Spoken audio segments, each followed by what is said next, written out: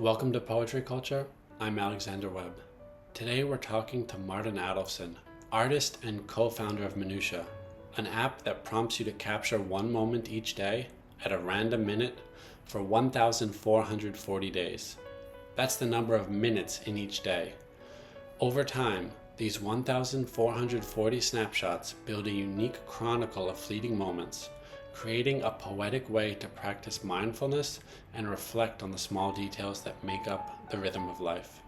We talked to Martin about his creative process, his thoughts on global culture, the cameras he recommends, how he started as an artist, and much more. Let's dive right in to Martin answering a question about the meaning Minutiae has had in his life and the lives of its many users. Having been a creator and seen so many people use this app and see it resonate with so many people, what's been the part of the project that's been most meaningful for yourself? I think that part has been incredibly meaningful to me. The fact that I receive emails on a daily basis of people telling me how much they appreciate the project, how much it meant to them. We had one incredible email from a couple of years ago of a man who lived in Hawaii and whose home was engulfed in lava during one of the volcanic eruptions. And he didn't have any sort of documentation from his home, because why would you care to take photos of your sink or your bathroom or your living room until the day that his home was literally set on flames by this massive lava flow. And he wrote this beautiful email saying, hey, I'm so grateful that I have these memories and these photos to look back at, because otherwise I wouldn't have a single documentation of the home that I spent decades in. And for me personally, I mean, hearing those stories are just incredible. Like the fact that you can have that impact on one person's life is incredible. As a person who creates for a living, I mean, I think that's what we all strive for. Like that's what we all want. We want to create something that has an impact and has a meaning on other people. So for me, it's like that's hands down the most important part of it. Just for listeners who aren't familiar with it, I was wondering if you could give us a brief background of yourself and the app. Sure. So the project really started in 2014, 2015. And I met another artist, Daniel J. Wilson, at a incubator called the New Ink here in New York City. And we were talking and kind of arrived at this conclusion that so much of life is actually recorded in the in-between, and started to kind of think about different ways of recording these type of moments. We talked about mounting cameras at different places that you wouldn't necessarily think to record a photo or a video of sorts. Things that didn't seem obvious, such as exiting the subway or standing in line at the supermarket, or just a kind of in-between space, really. We were talking about this idea back and forth, and eventually we kind of realized that, oh, maybe we should make an app. After a lot of back and forth, we kind of arrived on this idea that the app should have a daily notification sent out to all participants using the app, regardless of where in the world they lived. And the second aspect of that was the kind of time aspect. How the app works is that it sends out a notification to all participants around the world at the exact same minute. And it gives the participant 1 minute to respond to the notification by tapping on the push notification, and the app opens up a camera and you snap a photo. And that kind of process is just repeated over 1,440 minutes, which is the number of minutes in a day. So over the course of time, you have the chance to record every single minute of a day. But because you only receive 1 minute per day, it takes 1,440 days to complete the journey, which is 3.8, almost 4 years. And I have major news for everybody watching or listening to this podcast, because we proved officially that God exists, because while we were setting up for this show, Minutiae sent out a notification and we got a photograph. You can see if you're watching the video version of us at the start of the interview in the app, memorialized forever. This is a screenshot of that photograph. It just feels like destiny to me. The Minutiae destiny. And to your point, so what's interesting here, though, is that For me, I'm in New York. It's six. It was 6:03 when I received notification, and I believe it's 11:03 for you. 9:03 So a.m. I'm in Sydney. 9:03. Okay, 9:03. Yeah. So the hour is different, but the minute is the same.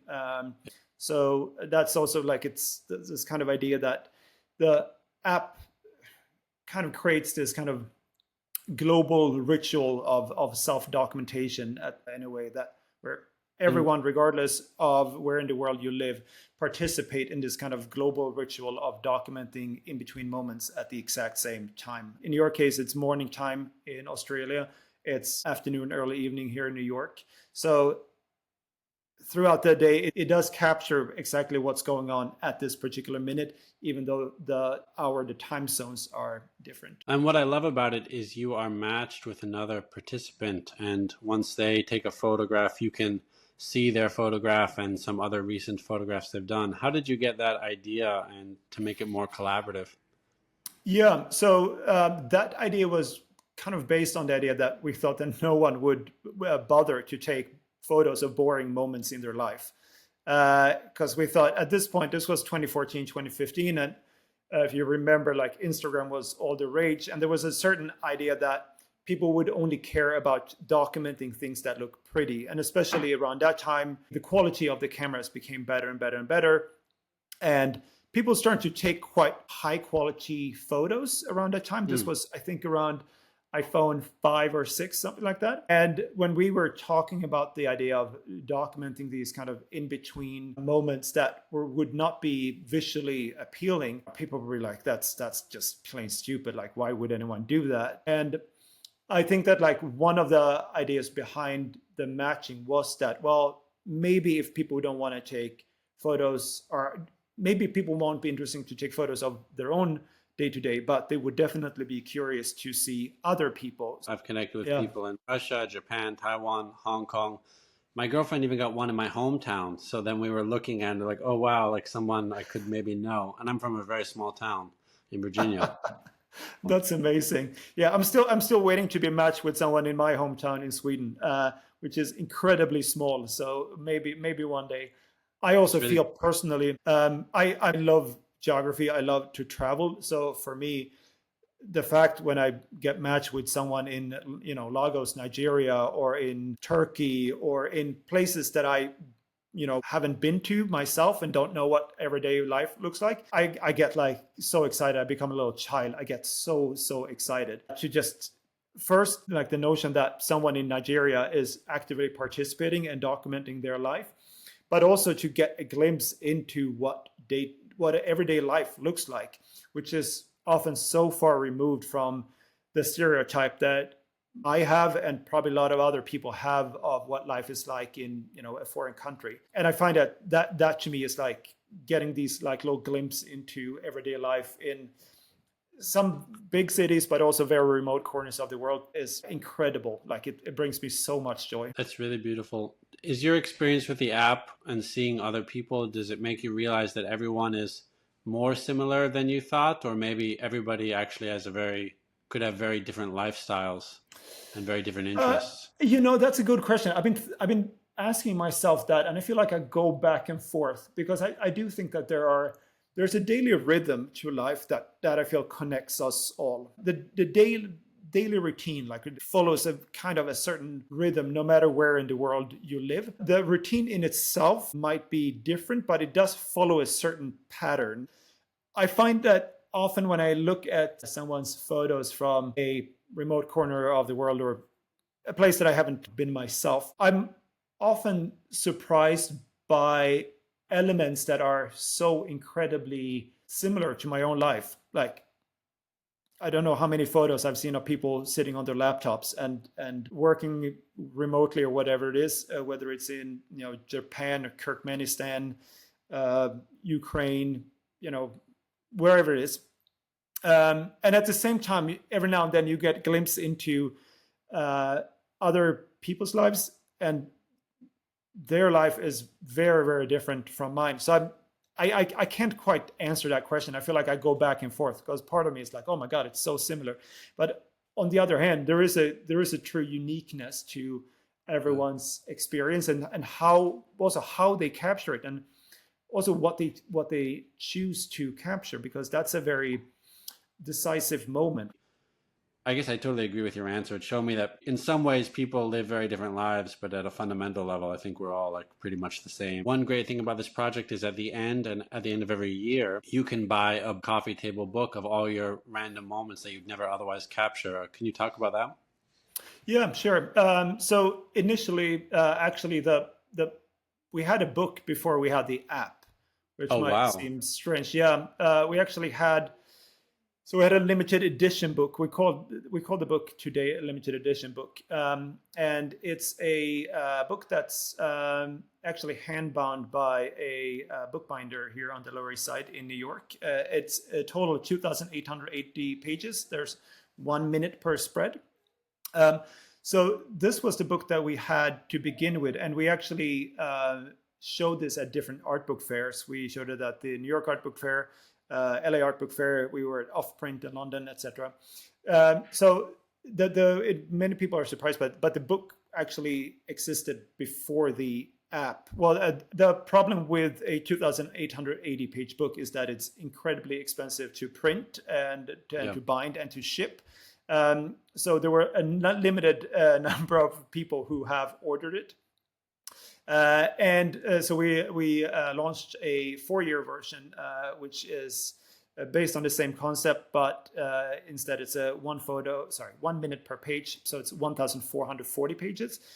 Now, it takes quite a while, and it requires a lot of patience for someone to complete it. So about 2 years ago, we launched the 1-year book, which people can order, as you mentioned, at the end of each year. And the idea behind that is quite simple. We have this very strong relationship today with our devices.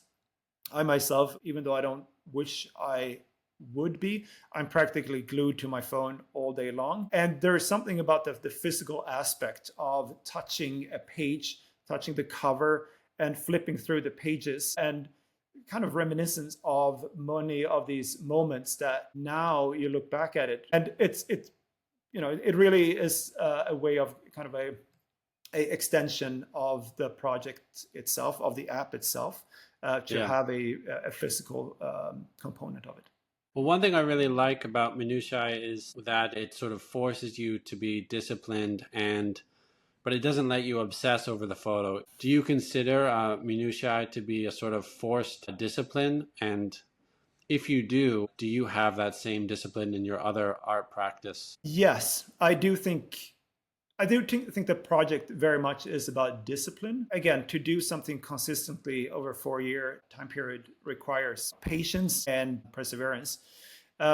So I do think that is definitely part of it. Now, in terms of how the photos are captured, I don't know if that necessarily requires that much discipline. It's quite the opposite. It's, for me, the fact that you have these limitations. You're Yeah. forced to capture things in a way that I, as a professional photographer, find very liberating, because I don't have the time to frame things up. I don't have the time to overthink. I'm just forced to capture whatever is happening there and then. And often those type of moments become a more honest reflection than if I would have framed it up nicely, asked my wife and my 4-month-old son to pose nicely for me. That would have been a completely different moment, and also a very different memory. I was wondering if having a child made Minutiae more meaningful and these random snapshots, or did it instead perhaps make you realize that you can't ever truly capture a specific moment with a photograph, and you instead have to really focus on living in them? That's a good question. I feel like he is growing obviously incredibly fast, and in a way the photos doesn't really do justice to all the things that you are experiencing in the moment. That being said, again, the longevity of it kind of will bring back a lot of the memories that I now create with the app. Then when I look back at it in 5, 10, 15 years, etc., all of a sudden I would be almost transported back to today, and will be able to kind of revisit a lot of these moments that I now capture with the app. Obviously, you're from Sweden originally, but now you live in New York. What do you think you understand about the US that Americans don't? Oh, that's a big question. America is built around the idea of comfort. Comfort is Mm, built into almost every aspect of life. There's a convenience, and there's a yeah, it's a convenience aspect of things that I think is very different from Sweden and Northern Europe, where I'm from. I think that's perhaps like the biggest kind of difference that I see. And I think especially from a northern perspective, a northern European perspective, there's this notion that hardship is good. You shouldn't get too comfortable. That working or suffering is not always a bad thing. And I think that's a culturally that's a clear distinction. that's very interesting. Yeah, there's something with the app. Like, it might sound strange, but I feel in a way that the project is very kind of un-American in a way. Both, so I'm Swedish, and Daniel, my co-creator, he's Canadian. And there's some aspect to it that is kind of counterintuitive to a lot of things that I think that America represents. Mm, One aspect of the app being in grayscale. There is not a single color element in the entire app. We built it in a way to photos. minimize the amount of time that you spend using the app. So going over to your one of your original projects, it documented what I believe you described as sort of the Americanization of upper middle class housing around the world. Could you talk about that project and also whether you think that Americanization, if that's the right word for it, exists because other people find that American sort of comfort model very enticing, or is it just an accident because the United States is a relatively powerful country? So if Sweden were the world's superpower, you would they'd be living the other way, Yeah, exactly. We're living in minimalistic IKEA homes. They built themselves. which I No, I love. actually, I yeah, think yeah, that yeah, Sweden should be the world's superpower just so we all yeah. have the minimalist. The world would look very different. That's for sure. Yeah. I think it's a combination of both. This project, which is called Suburbia Gone Wild, began in 2006, and I was in Thailand, and I accidentally stumbled across this newly built suburb built for the upper middle class. And I found it so fascinating because, to me, everything that I experienced and saw in this newly built suburb, I thought of America, but at that point, I was still living in Sweden, so I wasn't actually that familiar with American culture. But what it did remind me of was the America that I've seen on TV and movies. And I think that Yeah. that's really the kind of the true power of America, is that it's the number one exporter of culture and pop culture in particular. And it's like that's the kind of version of America that they wanted to basically copy paste. Mm. And for me, like, that was a very kind of interesting idea, because I never stumbled across a newly built area that seemed to lack any kind of cultural roots in the country where, the suburb was born. And I thought that was incredibly fascinating. So over the next 8 years, I traveled around to 8 emerging economies around the world, and I kind of continue to document this development of basically the Americanization suburban life, that as it was understood in these different countries. And I think that as an American, you probably would have seen this differently, and it would be similar to America, but it would still be distinct.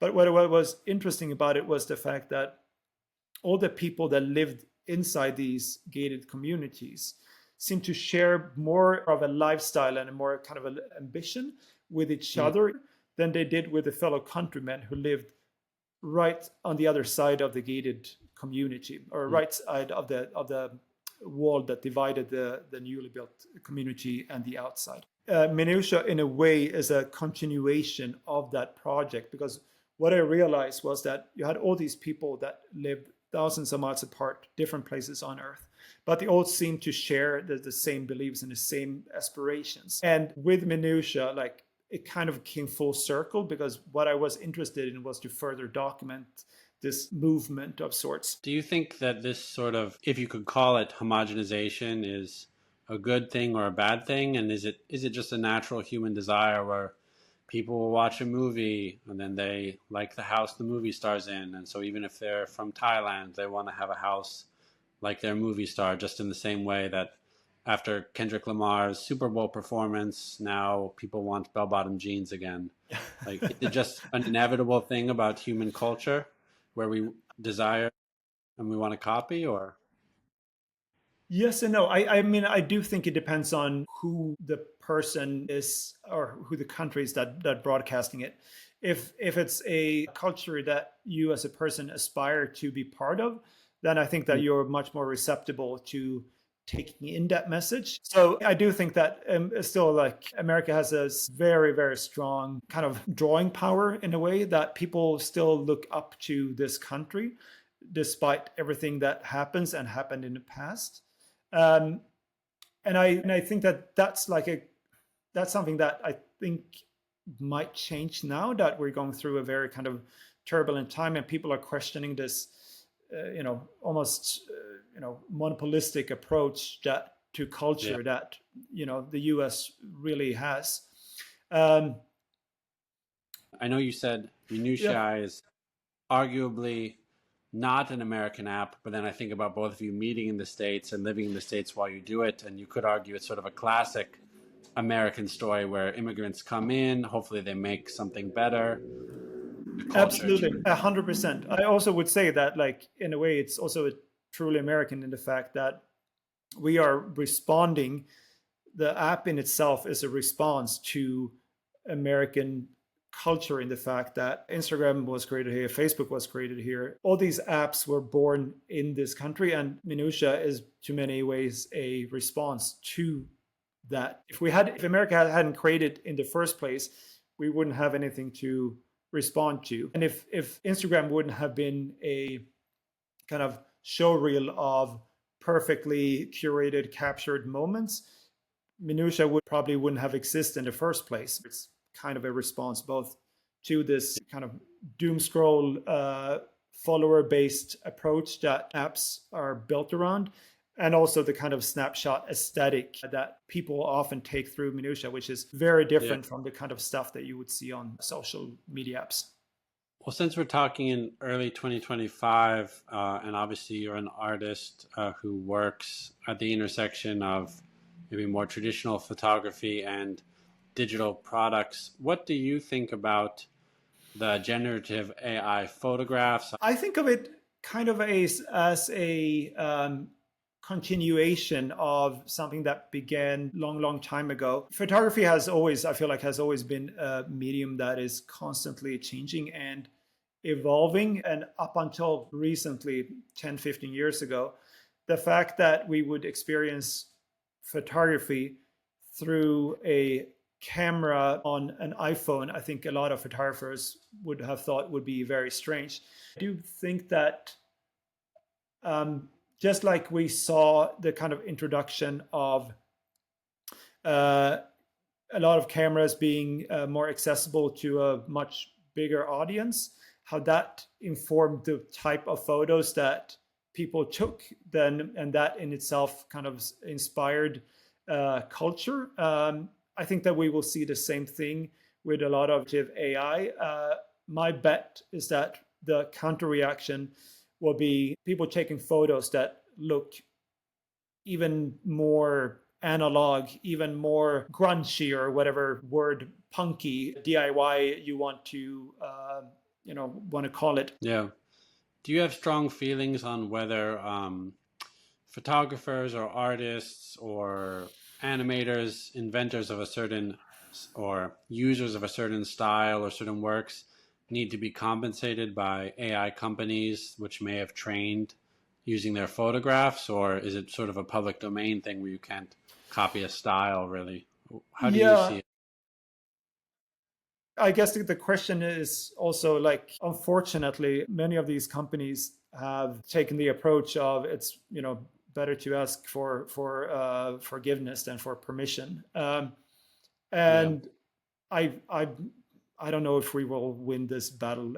Unfortunately, I think it's going to be a very tough one.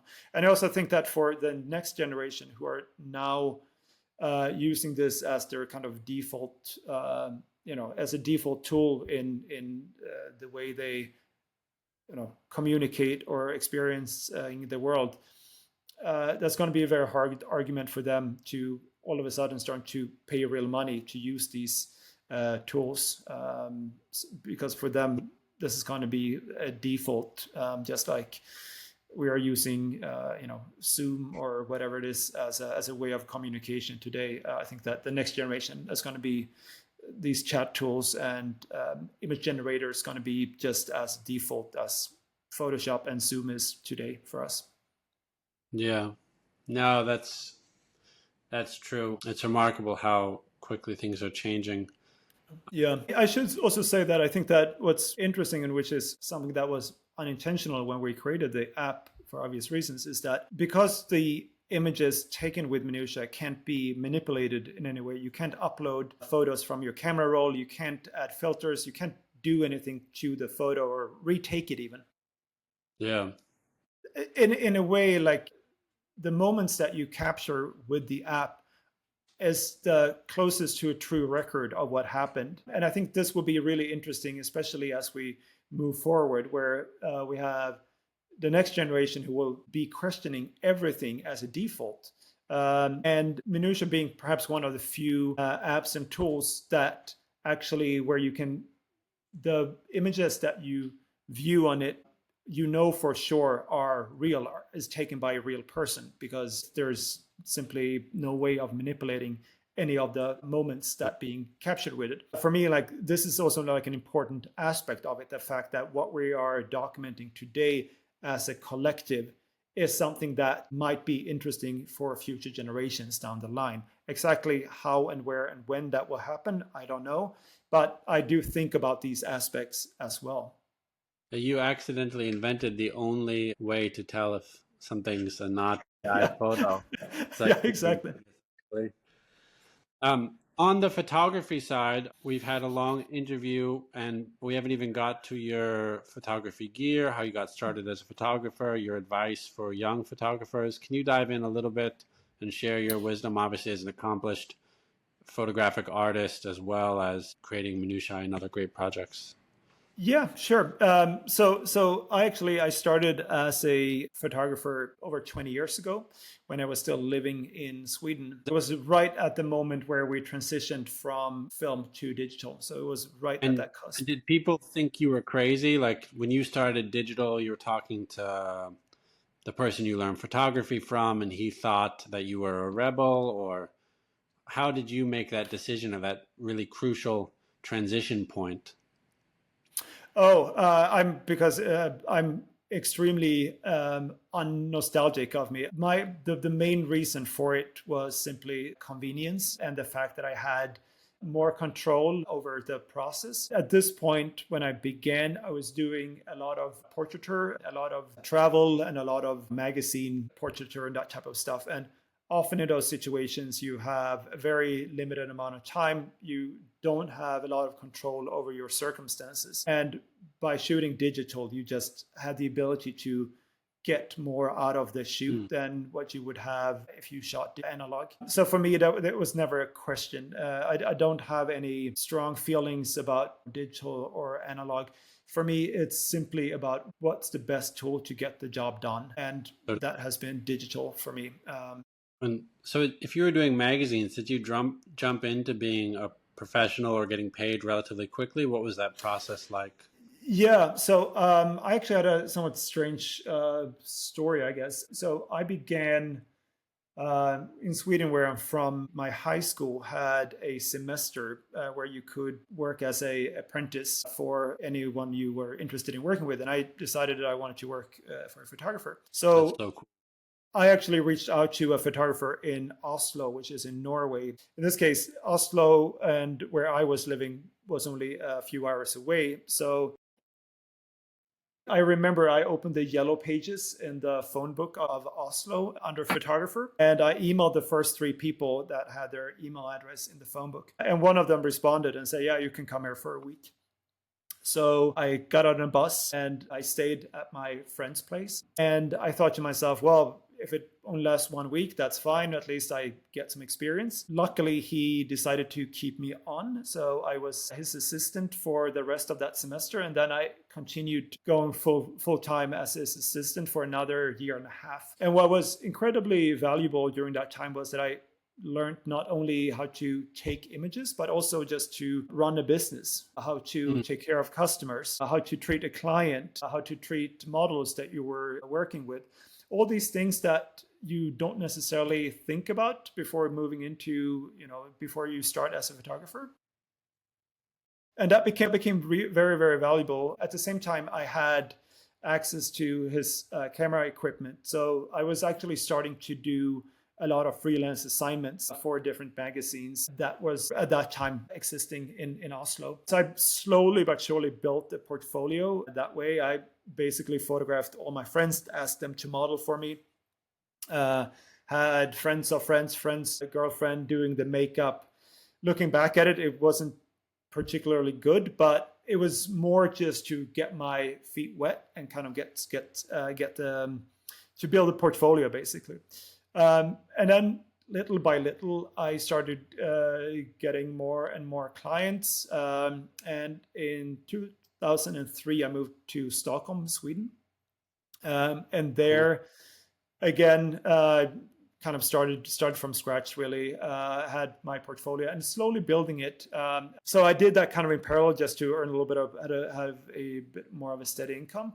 And at the same time, I slowly started to get more and more clients. And when I moved to New York, at that point, I'd been working full time as a photographer for 2.5, 3 years probably.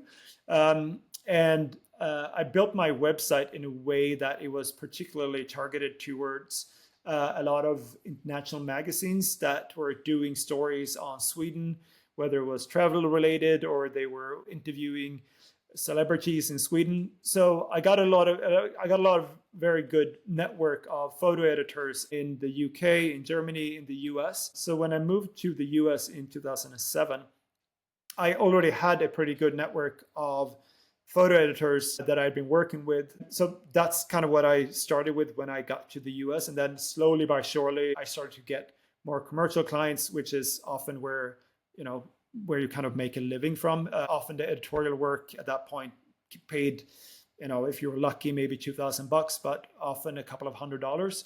So it was really the commercial work that kind of sustained you. And then over time, you start building those relationships based on the portfolio that you build through your editorial work. And then at the same time, a lot of my work was what in the photography world we would call personal projects, which is basically work that is not paid for. So that was when I went and started working on Suburbia Gone Wild. And I did a number of other projects kind of in the same vein, starting to kind of establish my own, both my own visual language, but also my own conceptual language in terms of understanding what I was interested in pointing my camera towards. So that eventually led up to the fact that I decided to join this art and tech incubator in 2014. And I think that for a lot of people that, especially in the photography business, joining a art tech incubator was probably very far-fetched. But for me, that was, again, like I didn't have this kind of nostalgic relationship to photography. That's really interesting. Do you think you can really plan a creative career in advance, or do you just have to be open to what happens while trying to shape it as best you can? I think you have to be open. So I'm the first to admit I'm quite stubborn. I don't like to give up. I just like keep at it. And that might sound strange when I'm also suggesting that you should be adaptive and kind of embracing the new. But I think that you can combine both of those two. For me, the concept has always been more important than how it's being executed. The fact that we're using phones for Minutiae, it's like if there was another technology that would have worked better, I would happily have used that. If there was another way of documenting these moments, I would have, again, happily used that instead. So I do think that like leading up to Minutia, I can see that there is a somewhat clear path. I've always been interested in the everyday. I've always been interested in understanding group behavior, why we act in a certain way as a group as opposed to how we act individually. Um, Yeah. I've always been interested in patterns and behavior and how we react and respond to different situations based on certain choices that we make, based on certain identities, based on certain hats that we wear. So those have always kind of informed my work in one way or the other. The fact that Minutia became Minutia, again, like if I hadn't taken the photography route to begin with, I don't know. I don't think that I would have ended up creating an app. Have you thought about doing a video version of Minutia? No, not really, because the fact that the process of taking a photo I find is really interesting because with a photo you're forced to make a decision. You're forced to direct your camera at something and say this is what matters. With video, you can make that decision in post. You can make that decision once you've recorded your video. And for me, that the decision making is the core kind of concept of Yeah. Minutia in many ways. Yeah. On the photography side, really quick, what do you use for professional photographs, and do you have any recommendations for beginners looking to get a camera like beyond a smartphone? I'm the worst person to ask that. I often, if I'm on a shoot, I often have to ask my assistant what type of camera I'm using, because I again like I don't really have a strong relationship to the make or the lens or whatever it is. I often have a very clear picture of what I want to communicate, and Mm, whatever tool I can use to communicate that concept, that's what matters. mm, At the moment, I have a Sony, but again, I could have had a Canon or Nikon, whatever. Like I really don't care. yeah, I know for a lot of photographers, that's very controversial, but it's yeah. I'm more interested in the output than the yeah. mechanics of capturing the moment or the Well, I think photo. that's sort of deep creative insight where you need to focus on the end result and what you want to create versus worrying too much about the tool. I find that the tool often becomes a distraction and often becomes an excuse for what to capture and what not to capture. And I don't want to be in that situation. Again, for me, like a lot of my projects, the concept is more important than the execution. Yeah. Um, and I think that's really kind of that's if there's like a common thread throughout my all my projects, is that they're not visually, there is no visual perfection, but it's the conceptual underpinning for me is more important than anything else. We need to put that in like the email announcing this interview, or maybe at the top. I think it's like the concept is more important than the execution is a good Yeah, quote. And like, yeah, definitely. do you have any other bits of creative wisdom or like something that Um, your told you that really stuck with you or that you've thought of?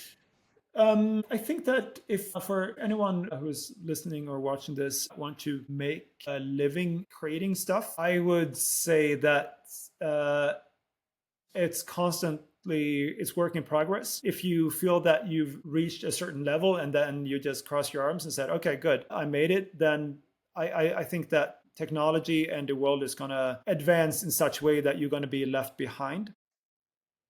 Yeah. For me, I think that it's really important just to, again, focus on what the message is, focus on what the story is that you want to communicate, whether that's through images, through technology, through painting, it doesn't really matter. To me, the idea is always what wins in every instance. I feel like if you have a strong belief that you have a certain set of ideas that the world needs to hear, I think you're going to be able to make a living as an artist. I don't think you're going to necessarily make a ton of money, but again, most people don't do this to make a ton of money. They do it because they don't have any other way of, they don't have any other output. And making art is kind of what is the only thing that they really can do. I also think that there's a lot of people who are very drawn to art because they want to be artists, but for the sake of being artists. And I think that's a terrible idea. Do something else. To put it this way, if you can, art in some way is something that you do because you don't have an option. You do it because that's the only thing that you care about and the only thing that you really can do.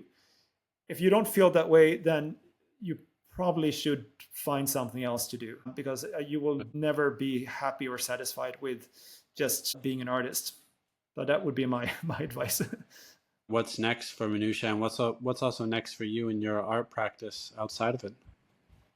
Yeah. So what's new is, or what's next, I should say, is a couple of really interesting collaborations working with two artists in the UK and Paris on I don't know how much I should disclose, but let's just say that it's audio based project. Cool. And it's still related to Minutiae. In addition to that, we're also working on an archive, as Minutiae is a very long-term project. So that's also something that we're working on. Again, that's still in the kind of funding stage. So exactly when that happens, TBD. But yeah, we have a lot of fun, interesting things to work with. So I'm very, very excited about it. And then in addition, we have the books. There is a bit of a redesign of the grid that we're working on. And yeah, some books that I'm thinking about, some posters that's going to get redesigned, etc. So a lot of stuff. Again, I'm the one running it together with a handful of freelancers. So it's a very, very, very small team. We do this when we have bandwidth and. Well, it's a very important project, and I really love it. And it's made an impact on my life, and I know it's made an impact on a lot of people's lives. So I just wanted to thank you for that. So great to hear. Thank you so much. Thank you so much. Just to close, are there movies, books, albums that have changed your life or that you would like to recommend from one creative to other people listening? Something that you've really enjoyed? Yeah, I mean, I think that one of the most consequential artworks for me, which is an artwork that's inspired Minutiae, is the American artist Sol LeWitt, who made a artwork called Instructions, which is literally a set of instructions written on a piece of paper, and anyone can execute the instructions on that piece of paper, and it can be performed anywhere in the world that you see fit. So a lot of these kind of principles are part of Minutiae, really, where Minutiae is basically the framework, and the participants of the project fill in literally the blanks by capturing these in-between moments of their life. So Sol LeWitt has been a huge inspiration for me. There is also Onkawara, a Japanese artist who did date paintings that I really like. I also think some of the minimalists have done some really stunning work, even though it's not necessarily inspired, perhaps, Minutiae, but it's something that I just find aesthetically pleasing. My artwork. What is a Japanese, what's a date painting? So it's a Japanese artist, Onkawara. I'm sure I'm butchering his name, but he wrote on a black canvas, he wrote today's date in the location where he was at the moment when he wrote it. So each one of them have a different ISO configuration. The date is written in different ways, depending on the country that he was in when he wrote it. And it has a very beautiful kind of, again, continuity that I really inspired by. And obviously, who's probably a very, very, very stubborn person as well, which I kind of admire. Yeah. And I guess, I don't know if this is like over intellectualizing or something, but I just realized you talking about just having a son now and minutiae and continuity in art. You could maybe argue having a child is like the ultimate form of continuity in art, because you've created a human who will continue after. Absolutely, 100%, 100%. And I think it's something that you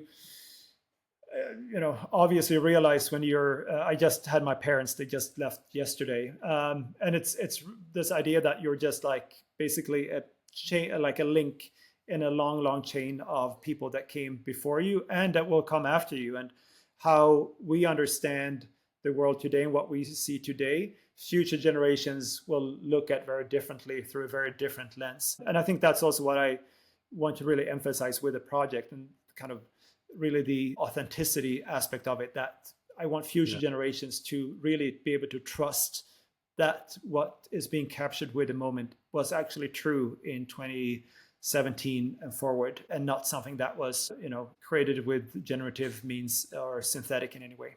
It's a beautiful project, and it's been a real honor, Martin. I really love this project. I didn't think when I started a couple of years ago I would be talking to you, and so it's really, really cool. So I really appreciate it. Thank you so much. Thank you so much. you. I really appreciate it, and thank you for inviting me. This was such a pleasure. Thank you. And it's so cool how we got you at the start. That's like a real destiny moment and full circle moment for me. I know. Thank you. Exactly the algorithm that was again. It's based on a schedule, and that schedule was pre-made 8 years ago. So the fact that it would align so nicely, sometimes it happens, Thanks for listening to another episode of Poetry Culture. Be sure to support Martin and Minutiae and check out Minutiae on the App Store. And if you'd like to support Poetry Culture and keep more interviews like this coming, please go to our Substack, poetryculture.substack.com, to take out a paid subscription. Supporters like you help keep this show running. Thanks so much.